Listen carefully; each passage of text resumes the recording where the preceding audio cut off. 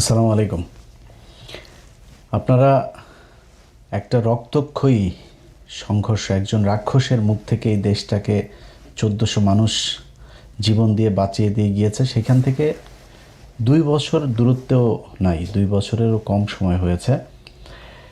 সেখানে দাঁড়িয়ে আপনারা যেটা করছেন, আপনারা এখন গুপ্ত সুপ্ত নিয়ে নিজেদের ভেতরে কামড়াকামড়ি করছেন, লুটপাট, তারপরে নিজেদের ভেতরে মারামারি যা আছে, বিএনপির ভেতরে বিএনপির জামাতের সাথে নানান ধরনের দ্বন্দ্ব এখন চলছে। অথচ কয়দিন আগে আপনারা একসাথে মার খেয়েছেন, একসাথে গুম হয়েছেন, একসাথে রিমান্ডে গিয়েছেন, একসাথে জেলখানায় থেকেছেন, একসাথে মশারি নিয়ে ধান খেতে ঘুমিয়েছেন। আপনারা সেটা ভুলে গিয়েছেন। অথচ আমরা যে কত ভয়ঙ্কর একটা পরিস্থিতির ভেতরে, কত বিপজ্জনক জায়গার ভেতরে এই দেশটা দাঁড়িয়ে আছে, এটা আপনাদেরকে অনুমান করার, বিবেক বুদ্ধি দিয়ে চিন্তা করার সেই শক্তি বোধহয় আল্লাহ আপনাদের দেয় নাই। এখনও ঘাড়ের উপরে নিঃশ্বাস ফেলছে সেই রাক্ষস। 2 দিন পরপরই বলে আসতেছি, খেয়ে ফেলবো, লিস্টিং করছি, কারা কারা করেছে। একজনও বাঁচতে পারবেন। আমি আজকে একজনের বিরুদ্ধে, আপনি আর আমার বিরুদ্ধে যে কজন আছে, যারা এনসিপি বলেন, জামাত বলেন, বিএনপি বলেন, যারা পুলিশে এখন বিভিন্ন বড় বড় পদে এসে, কেউ কি বেঁচে আসতে পারবে এখান থেকে? যদি আওয়ামী লীগ আবার ইন্ডিয়ার সহায়তা যদি বাংলাদেশে ঢোকে, আপনার মনে হয় একজন বাঁচতে পারবেন? আগে তো নিজের জীবন বাঁচাবেন, এরপরে লুটপাট করেন, গুপ্ত সুপ্ত বালছাল নিয়ে মারামারি করেন, যেটা পরে করেন। আগে দেশের স্বাধীনতাটা, সার্বভৌমত্বটাকে তো আগে ঠিক করে নেবেন, মেরামত করে, যে আমি এখন সিকিউর, এরপরে আপনি কামড়াকামড়ি করেন, খাওয়া দাওয়া করেন। আপনাদের অবস্থা দেখলে মনে হয় অ্যাজ আপনারা একটা স্বাভাবিক নির্বাচনের মধ্য দিয়ে আসছেন। 5 বছর পর আরেকটা সরকার আসলে কি হবে? কিছুই হবে না।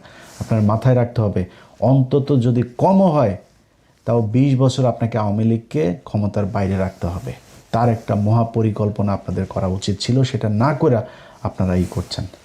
আজকে যে বিষয়টা আপনাদেরকে বলবো, এটা বললে বুঝতে পারবেন যে কত ভয়ঙ্কর জায়গায়, কত বিপজ্জনক জায়গায় তারেক রহমানের জীবন, আপনাদের জীবন, আমাদের জীবন দাঁড়িয়ে আছে।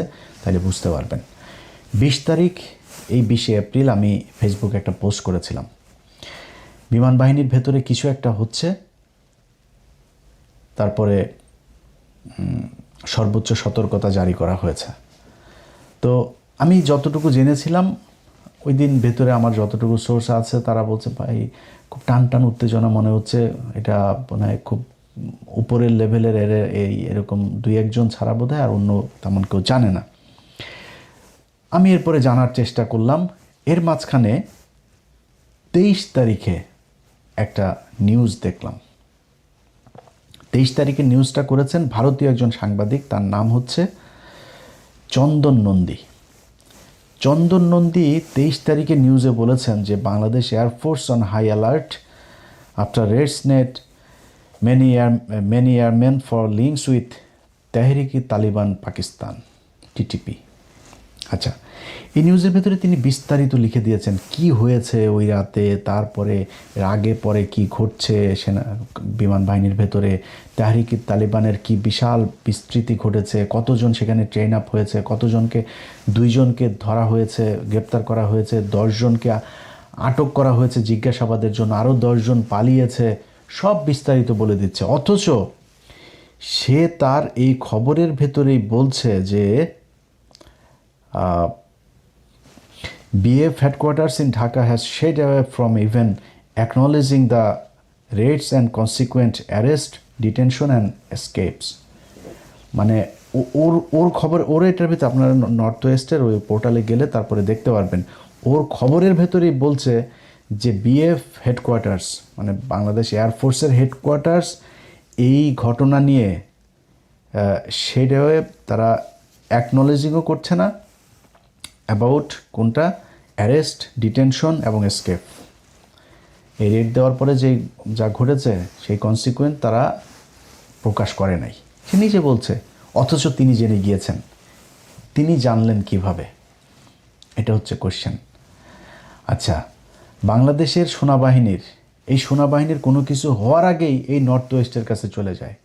এই চন্দন নন্দীর কাছে। চন্দন নন্দী মূলত ভারতীয় গোয়েন্দা সংস্থার একটা মুখপাত্রের মতো আচরণ করে, ওইখান থেকে যেসব সূত্রে খবর টবর পায় এগুলোই সে মূলতই করে। তার খবরের একটা বিরাট অংশ জুড়ে বাংলাদেশ সেনাবাহিনীর ভেতরে ওয়াকার পাত দিলেও ওই গন্ধ পায়, এরকম অবস্থা। তো উনি কিভাবে জানলেন? বিএফ এয়ারফোর্স হেডকোয়ার্টার এটা বলেন, সে নিজে বলছে তারা নিজেরাই মুখ খোলে নাই এই কারা কি হয়েছে, এই রেডের পরে কাদেরকে ধরা হয়েছে কি করা, অথচ সে সংখ্যা বলে দিচ্ছে যে 2জনকে গ্রেপ্তার করা হয়েছে, 9জন বা 10জনকে জিজ্ঞাসাবাদের জন্য ধরা হয়েছে, আরও 9-10জন পালিয়েছে, সেসব বলে দিচ্ছে। কিভাবে জানলো? এবার আসেন,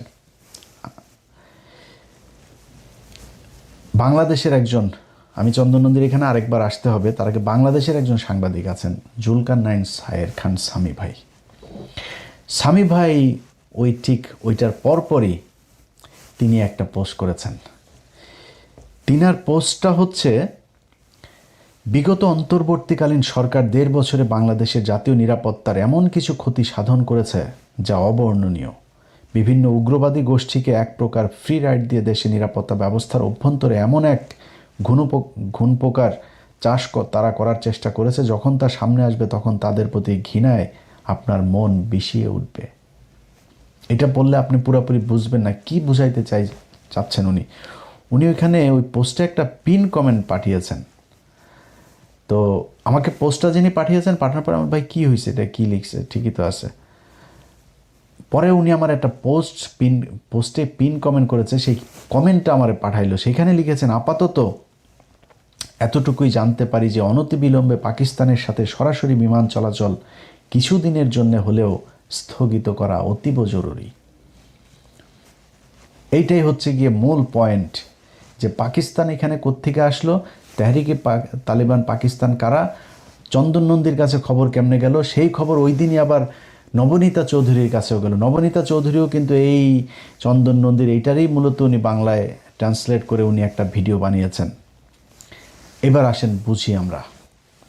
বুঝতে হলে আমাকে আবারও সেই চন্দন নন্দীর ওই পোস্টে যাইতে হবে। আচ্ছা, চন্দন নন্দী 2টা নিউজ করেছে, একটা 23 তারিখ আর একটা 26 তারিখে, 2 দিন আগে। আচ্ছা, তিনি একটা কথা বলেছেন যে the information related to the TTP, মানে ওই তেহরিক তালিবান পাকিস্তান, যেটা network among BF personal spread after Pakistani authorities informed Bangladeshi officials. Pakistani authorities মানে হয় গোয়েন্দা সংস্থা বা সরকার বা দূতাবাস, কোনো একটা পক্ষ বাংলাদেশ এয়ারফোর্সকে জানিয়েছে, অফিসিয়ালসদেরকে জানিয়েছে, পাকিস্তানের সরকার জানাইলো। বুঝেন, কিন্তু খুব হিসাব করে বুঝেন, পাকিস্তানের সরকার বাংলাদেশ সরকারকে জানাইলো তেহরিকি তালিবান পাকিস্তানের লোক তোমার এয়ারফোর্সের ভেতরে আছে, তাদেরকে তাড়াতাড়ি ধরো। আচ্ছা, জুলকারনাইন সামি বলল যে পাকিস্তানের সাথে প্লেন যোগাযোগ তাড়াতাড়ি বন্ধ করো।